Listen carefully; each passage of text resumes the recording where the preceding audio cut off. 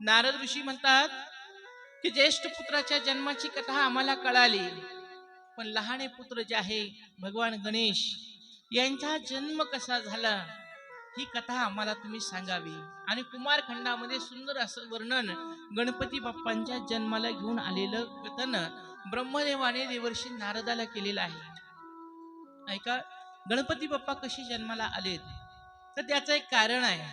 भगवान शंकरांनी माता पार्वती शिवलोकामध्ये राहत असताना माता पार्वतीच्या काही सख्या आहेत. त्यापैकी दोन सखा जया आणि विजया ह्या दोन मैत्रिणी होत्या. आणि त्या दोनही सख्यांना असं वाटायचं की कदाकाळी आपण पार्वतीला भेटायला जावं आणि तिला घेऊन कुठंतरी जलविहार करावा. म्हणून ह्या दोघी जणी माता पार्वतीकडे गेल्या आणि पार्वती मातेला म्हणाल्या, पार्वती तू नेहमी घरामध्येच व्यस्त राहते, थोडस आमच्या सोबत चल, आपण थोडस जलविहार करू, थोडं मनमुक्त गप्पा मारूया, म्हणून तू आमच्या सोबत जरासं जलविहार करायला सोबत चाल. पार्वती मातेनं मैत्रिणीचं ऐकलं आणि मैत्रिणी सोबत त्या ठिकाणी जलविहार करण्यासाठी गेले. घरी कोणालाच कल्पना दिलेली नव्हती. आणि बाबा अचानक त्या ठिकाणी भगवान शंकर घरी आलेत. बघतात तर जगदंबा पार्वती नाहीये. पार्वती कुठे, पार्वती कुठे? सेवकाकडे सांगितलं, ह्या रस्त्याने जाताना आम्ही बघितलं. त्या रस्त्याने मार्गक्रमण करता करता भगवान शंकर सरोवराजवळ जाऊन पोहोचले आणि जगदंबेला आवाज दिला. पार्वतीला आवाज दिल्यावर सगळ्यांनी बघितलं भगवान शंकर आलेले आहेत. आणि त्या दोघी जणीला जया विजयाला थोडासा संकोच निर्माण झाला की भगवान शंकर अचानकच आपण जलविहार करताना आलेले आहेत. तिथून पार्वती माता निघून गेली. कालांतराने ह्या दोघी जणी पार्वती जवळ गेल्या आणि सांगितलं, पार्वती आपण काल जलविहार करत असताना भगवान शंकर अचानक आले आणि आपण जलविहार करत होतो, थोडासा संकोच निर्माण झाला, म्हणून तू एक काम कर, दारावर एखादा गण ठेव, एखादा शिवगण द्वारावर रक्षणासाठी ठेव, की जेणेकरून जरी भगवान शंकर आले तर आपल्याला अगोदर तो काहीतरी कल्पना देईल आणि आपण वरती येऊन वस्त्र वगैरे घालून पुन्हा त्या ठिकाणी आपापल्या स्वस्थळी जाऊया. पार्वती मातेला बरं वाटलं. पार्वती मातेने दुसऱ्या वेळेस जलविहार करायला जात असताना सुंदर असणारा एक शिवगण तिथं आणला आणि उभा केला आणि त्याला सांगितलं की आम्ही त्या ठिकाणी जलविहार करतोय, कोण्याही पुरुषाला आतमध्ये प्रवेश नको. तो तिथं थांबला आणि घडल्या घटनेसारखंच त्या ठिकाणी पुन्हा घटना घडली. भगवान शंकर जगदंबेला भेटण्यासाठी आले. जगदंबा दिसत नाही, सरोवराकडे जाऊ लागले आणि जात असताना शिवगणाने बघितलं कैलासपती भगवान शंकर आहे. हेच तर ह्या लोकाचे राजे आहेत, ह्या भूमीचे राजे आहेत, आणि यांना कसं अडवावं, यांचीच तर भारी आतमध्ये स्नान करते आणि यांना आपण अडवू शकत नाही या भावनेनं तो काहीच बोलला नाही भगवान शंकराला. त्याने मुजरा केला, नमस्कार केला आणि भगवान शंकर पुन्हा पार्वती मातेपर्यंत गेले. पार्वती मातेनं बघितलं, पुन्हा ह्या दोघी जणीला संकोच निर्माण झाल्या आणि ह्या दोघी जणी पार्वतीला बोलायला गेल्या आणि सांगितलं, जगदंबा पार्वती, या कैलासावर सगळेजण भगवान शंकराच्या आज्ञाधारी आहेत. इथं सगळेजण भगवान शंकराच्या आज्ञेमध्ये राहतात, म्हणून तू तुझ्यासाठी, तुझा आज्ञाधारक, तुझंच ऐकणारा, तुझ्याशिवाय कोणाचंच न ऐकणारा असा सुंदर एखादा गण तू तयार कर. असा एखादा सुंदर गण तू जन्माला घाल, तुझ्यामध्ये ते स्वसामर्थ्य आहे. आणि पार्वती मातेला हे पटलं की खरंच आपण काल शिवगण ठेवला, त्याने आपलं ऐकलं नाही, आपण कोणीतरी गण तयार करावा. म्हणून त्या ठिकाणी माता पार्वती स्नान करताना तिने आपल्या शरीरावरला काही मल काढला आणि सुंदर अशी माती आणली, ती वस्त्रगाळ केली आणि तिचा सुंदर असा चिखल करून त्याच्यात तो मल टाकला आणि तो मल टाकून त्या ठिकाणी सुंदर अशी मानवी आकृतीची मूर्ती तयार केली आणि त्या मूर्तीवर हात ठेवला आणि तिच्यामध्ये प्राण उत्क्रमण केले, प्राण संचार केला. तुम्हाला एक सांगू, आपल्या हिंदू वैदिक सनातन संस्कृतीमध्ये मूर्ती प्राण प्रतिष्ठा होत असते. मूर्ती ज्या वेळेस मंदिरापर्यंत आणल्या जाते त्यावेळेस ती फक्त मूर्तीच असते, तिच्यामध्ये देवत्व नसतं. पण तिला जर का आपल्याला मंदिरात स्थापन करायचे असेल तर तिच्या स्थापनेचा विधी असतो 3 दिवसाचा. 3 दिवसाचा. जलादिवास, फुलादिवास आणि धान्यादिवास. आणि सुंदर असं होम हवन करून अनेक वेद मंत्राच्या द्वारे त्या मूर्तीमध्ये प्राण उत्क्रमण केल्या जातात. आणि तिला सिंहासनावर बसल्यावर एखाद्या नैष्टिक ब्रह्मचारी साधूच्या हस्ते त्या ठिकाणी मूर्तीमध्ये प्राण उत्क्रमण केल्या जात असतात. आणि ते उत्क्रमण करत असताना मूर्तीच्या छातीवर आणि त्या यजमानाच्या छातीवर हात ठेवून त्याच्यामध्ये प्राण बोलवावे लागत असतात, संचार करावे लागत असतात. त्याला म्हणतात प्राण प्रतिष्ठा मूर्तीची. आणि मंदिरामध्ये मूर्ती स्थापन होते आणि मूर्तीमध्ये देवत्व येत असत. पत्थर एक बार मंदिर जाता है तो भगवान बन जाता है. पत्थर एक बार मंदिर जाता है तो भगवान बन जाता है. इंसान रोज रोज मंदिर जाता है तो भी पत्थर ही रह जाता है. एका सुंदर शाहिराने सांगितलं की दगड एकदा मंदिरात गेला तर देव बनून जातो, पण माणूस रोज मंदिरात जातो तरीही माणूसच राहून जात असतो. मंदिरात दर्शनाला का जावं, तर तिथे गेल्याने आपल्या जीवनातलं मंगल व्हावं, तिथे गेल्याने आपल्या जीवनात दिव्यत्व यावं आणि तिथे गेल्यावर आपलं मन रम्य व्हावं, म्हणून त्याला मंदिर म्हटलेलं आहे. आणि अशा मंदिरात नुसतं जाऊन दर्शन घेऊन वापस येण्यासाठी मंदिर नसतं, तर मंदिरात गेल्यावर त्या देवत्वातले काहीतरी गुण आपल्या जीवनात घ्यावे आणि आपल्याही जीवनात परिवर्तन झालं पाहिजे. आपलंही जीवन उज्ज्वल बनलं पाहिजे, कीर्तिमान बनलं पाहिजे. त्याच्यासाठी रोज आशीर्वाद घेण्यासाठी आपल्या शास्त्राने सकाळी वंदन करायचं सांगितलेले देवांना. त्या माता पार्वतीने सुंदर असणारी ती मूर्ती तयार केली आणि तिच्यामध्ये सामर्थ्याने जीवत्व आणलं आणि सुंदर असणारा एक माता पार्वतीचा आज्ञाधारक सुंदर रूपवान असा तो गण तयार झाला. तो गण प्रकट झाल्याच्या नंतर माता पार्वतीला खूप आनंद झाला. आपल्या मैत्रिणींना तिने बोलून घेतलं आणि सांगितलं, बघा म्हटली, माझा सुंदर बालक, माझा सुंदर गण मी जन्माला घातलेला आहे आणि तुम्हाला सांगू, हा फक्त आता माझं ऐकणार आहे. आणि माता पार्वतीने सांगितलं, आता तुम्ही मला केव्हा बोलवा जलविहार करण्यासाठी, आपल्या रक्षणासाठी हा बालक द्वारावर उभा राहील. आणि जगदंबेच्या त्या सख्यांना असं वाटलं की हा बालक तयार झालेला आहे, आपण याला घेऊन लगेच स्नानासाठी जावं. म्हणून माता पार्वतीला घेऊन म्हटल्या, चला आता लगेच आपण स्नान करायला जाऊ. आणि ह्या तिघी जणी त्या छोट्याशा गणाला घेऊन आल्या आणि द्वारावर उभा केलंय. आणि या तिघी जणी जलविहार करण्यासाठी सुंदर असं सरोवरामध्ये गेल्या. आणि ठरल्याप्रमाणे त्या ठिकाणी भगवान शंकर माता पार्वतीचा शोध घ्यायला गेले. पार्वती माता कुठं सापडलेली नाही, दिसत नाहीये, नजरेला पडत नाहीये. म्हणून शोध घेता घेता त्या जलविहाराच्या दिशेने भगवान शंकर आले आणि आतमध्ये प्रवेश करायचा तर ह्या बालकाने आडवी काठी टाकली. महाराज, तुम्हाला आतमध्ये जाता येणार नाही. माझी माता जगदंबा पार्वती माता आपल्या मैत्रिणी सोबत जलविहार करतीये, कोणी आज जाणार नाही. मातेचा आदेश आहे आणि मातेच्या सेवेसाठी मी इथं उभा राहिलेलो आहे. भगवान शंकरांनी विचारलं, कोण आहेस तू? मी माता पार्वतीचा पुत्र आहे. भगवान शंकर म्हणाले, ज्या पार्वतीला तू आपली आई मानतोस ती माझी पत्नी आहे, माझी बायको आहे. आणि तू कधी जन्माला आलास, तू कोण आहेस? हा परिचय विचारल्यावर त्या बालकाने आपल्या जीवनाची सगळी हकीकत सांगितली. पण भगवान शंकराला ते पटलं नाही. भगवान शंकर म्हटले, मला आतमध्ये जाऊ दे, मला पार्वतीची भेट घेऊ दे आणि घडलेल्या सगळ्या घटनेचा विचार मला पार्वती सोबत करू दे, म्हणून मला आतमध्ये जाऊ दे. त्या बालकाने हट्ट धरला, जाऊन दिलं नाही. म्हणून त्या दोघांमध्ये त्या ठिकाणी वाद उभा राहिला आणि तोच वाद युद्धामध्ये रूपांतरित झाला आणि दोघा पिता पुत्रांमध्ये युद्ध निर्माण झालं. आणि युद्ध प्रारंभ झाल्यावर भगवान शंकराने त्रिशूल फेकून त्या बालकाचा शिरछेद केला. तो बालक शिरछेद होत असताना मोठ्याने ओरडला, आई ग, आई ग. हा शब्द माता जगदंबेच्या कानावर पडला आणि माता पार्वती त्या आवाजाच्या दिशेने धावली तर समोर बघती आपला बालक त्या ठिकाणी मृत्युमुखी पडलेला आहे. त्याचं धडा वेगळं, डोकं झालेलं आहे.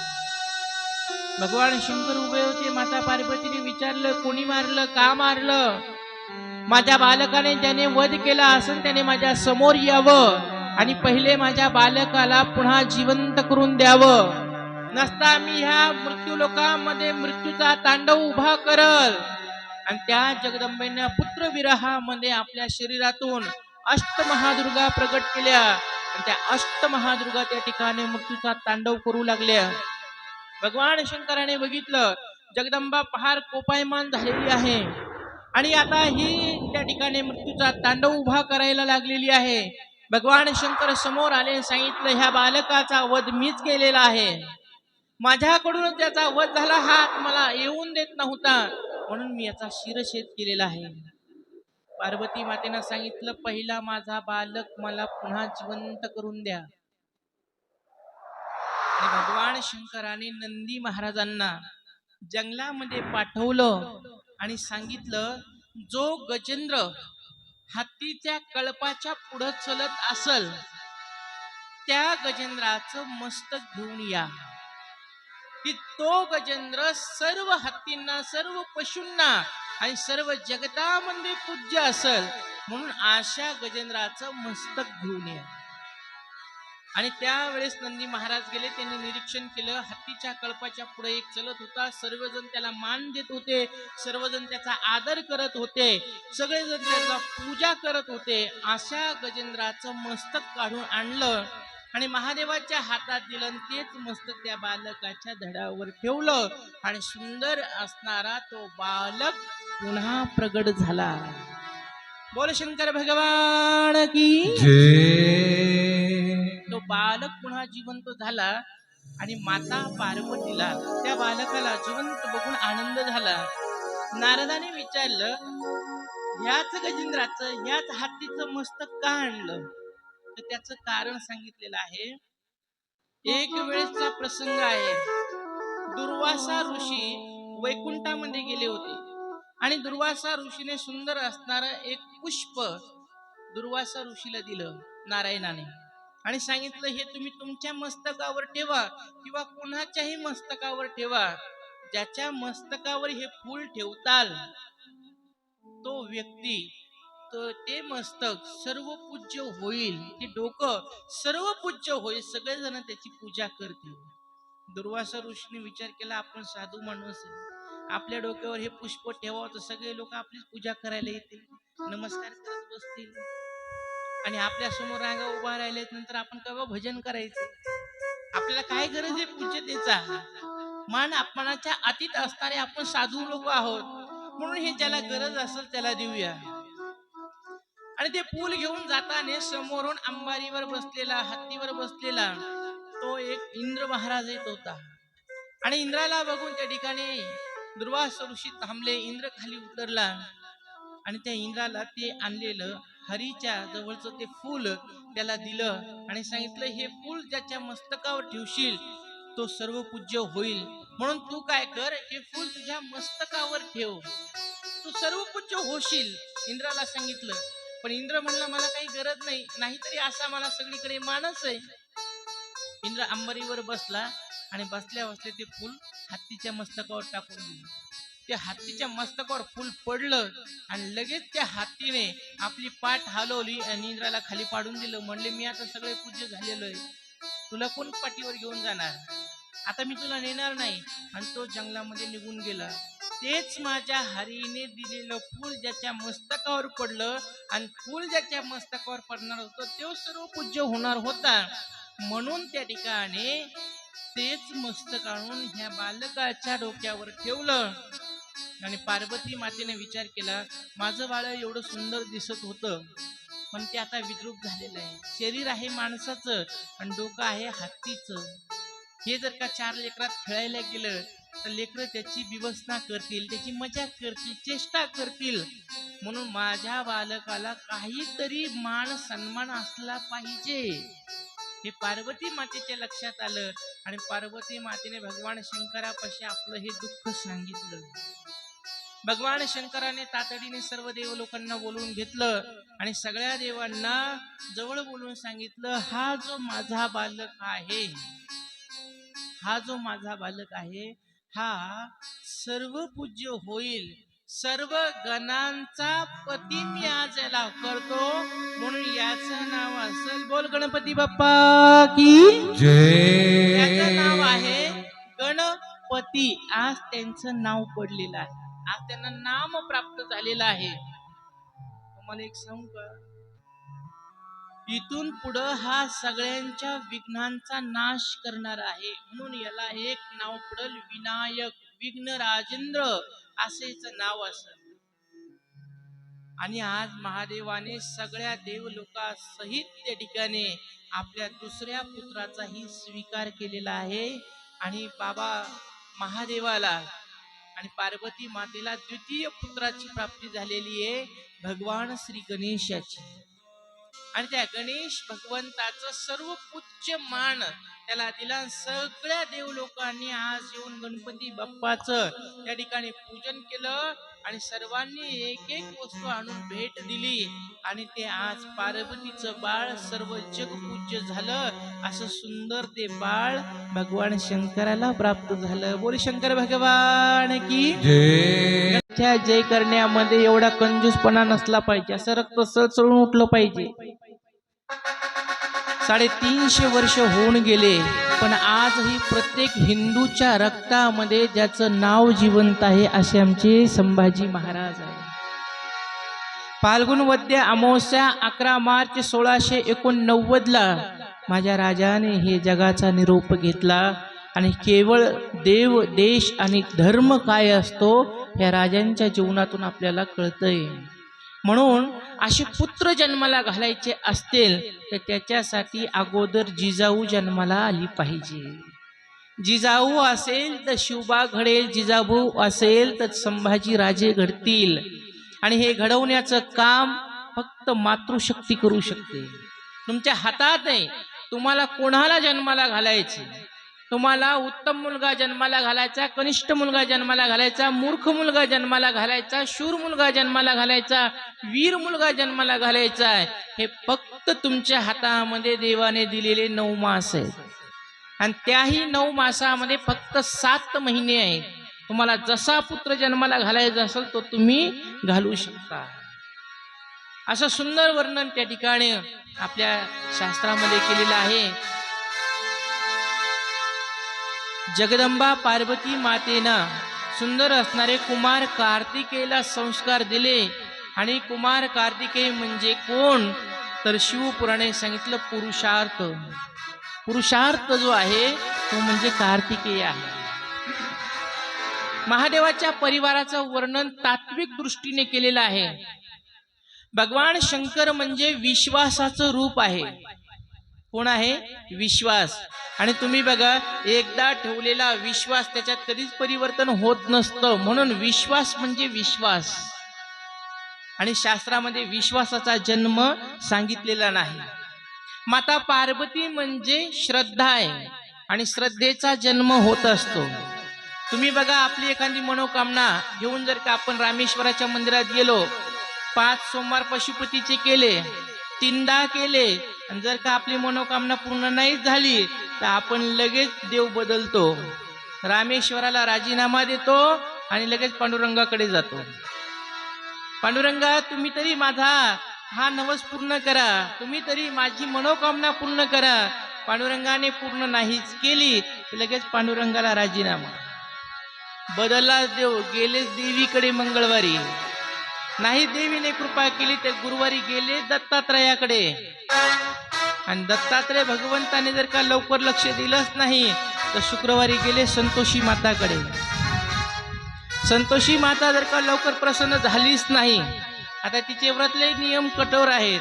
आंबट चिंबट खायचं नाही, कोणाला शिव्या द्यायच्या नाही. आणि आपल्याला सगळे उपास सहन होते, पण शिव्या द्यायचा उपास सहन होतच नाही. एक तरी शिवी दिल्याशिवाय अन्य हजम होत नाही. मग ते कोणाला देऊ? मुलाला देऊ, सुनाला देऊ किंवा नवऱ्याला देऊ? पण दिल्याशिवाय आपल्याला अन्न हजम होत नाही, म्हणून ती देवी लवकर प्रसन्न व्हायला तयार राहत नाही. म्हणून लगेच शनिवारी जाते हनुमंताकडे. नाहीच हनुमंताने, आता हनुमंत महाराज म्हणजे गावाच्या बाहेर राहणारे देवता, कोणाच्या लपड्यात पडतच नाही. गाव जले हनुमान बहार, काही घेणं नाही, कोणाहून घेणं नाही, देणं नाही. बाबा एकटे आपल्या रामाचं भजन करत बसलेले आहे.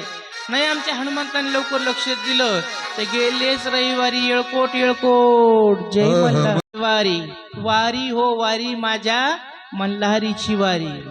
एवढं सुंदर तात्विक दृष्टीने पाहिलं तर हा अभंग आहे. तर त्या ठिकाणी अहम वाग्या सोहम वाग्या, कोण आहे अहम वाग्या सोहम वाग्या, खूप सुंदर त्या ठिकाणी चिंतन केलेलं आहे.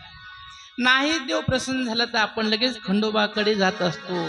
आपली दररोज जी वृत्ती बदलते तिला श्रद्धा म्हटलेलं आहे. श्रद्धेचा जन्म आहे, विश्वासाचा जन्म नाही. म्हणून महादेवाचा जन्म शास्त्रात कुठंच सांगितलेला नाहीये. वेदापासून श्रुती स्मृती ग्रंथापर्यंत तुम्ही चिंतन करा, कुठंच महादेवाचा अमुक दिवशी अमुक तिथीला जन्म झाला असं तुम्हाला ऐकायला भेटणार नाही. जर का तुम्हाला भेटलं असतं, एक आठवड्याची कथा मी तुम्हाला फ्री करून देईन, शक्यच नाही. म्हणून महादेवाचा जन्म नाही, जन्म आहे पार्वती मातेचा. तिचे अनेक रूप आहे, अनेक अवतार आहे. 51 अवतार देवी भागवतामध्ये सांगितलेले आहेत. आणि जगदंबा जी आहे ना, ही जगदंबा ह्या चैत्र महिन्यात 9वी तिथीला जन्माला आलेली आहे. म्हणून चैत्र नवरात्र आपल्या शास्त्रामध्ये साजरी करत असतात. पार्वती मातेचा जन्म हिमालयाच्या घरी हिमवंताच्या आणि मेनका राणीच्या उदरी 9वी तिथीला चैत्र महिन्यात झालेला आहे. बोल जगदंबा माता की जय. एवढा पवित्र हा महिना चैत्र महिना आहे. आणि असं सुंदर वर्णन त्या ठिकाणी केलेलं आहे. ज्येष्ठ पुत्र जे आहे महादेवांचे, त्यांचं नाव आहे कुमार कार्तिकेय. हे पुरुषार्थाचं प्रतीक आहे. आणि छोटे पुत्र जे आहेत, लहान मुलगा महादेवांचा, त्याचं नाव आहे गणपती. गणानां तम गणपती, गणांचा पती झाला म्हणून त्याला गणपती असं म्हटलेलं आहे. आणि त्या गणपती बाप्पाला शास्त्रामध्ये सांगितलं विवेक, विवेक नाम गणपती, असं सुंदर वर्णन केलेलं आहे. तुम्ही बघा, महादेवाच्या घरात जर का थोडस डोकून बघितलं तर ह्या परिवारात एकमेकाला पोषक गोष्टी कोणाला नाहीये, कोणाला नाहीये. पण ह्या परिवारात भांडणं कधी नाहीये. आपल्या परिवारात भांडणं कशामुळे होते? वडिलाला वाटतं मुलाने माझ्या मनासारखं वागावं, आईला वाटतं मुलीनं माझ्या मनासारखंच वागावं, आम्ही जे सांगल ते त्यांनी करावं. मुलांना वाटतं आम्ही जे मागितलं तेच आमच्या वडिलांनी आईने आम्हाला दिलं पाहिजे. आणि याला घेऊन सारे भांडणच घरामध्ये असतात. तुम्ही बघा, भगवान शंकराचं वाहन आहे नंदी महाराज आणि जगदंबेचं वाहन आहे वाघ. शेरोवाली माता म्हणतो की तिला. वाघाने जर का बैलाला बघितलं तर सोडील का? नाही. महादेवाच्या गळ्यामध्ये आहे सर्प आणि मोठ्या मुलाचं वाहन आहे मोर. मोराने सर्पाला बघितलं तर सोडील का? नाही. सापाने जर का उंदराला बघितलं तर सोडल का? नाही. पण ह्या घरात अजिबात कलह नाही, ह्या घरात अजिबात भांडण नाही. सगळेजण एकत्र बसून भगवान श्री रामचंद्राचं भजन करतात. सगळेजण एकत्र बसून त्या ठिकाणी रामकथा ऐकतात. ह्या घरामध्ये विषमता नाहीये, समताच समता आहे.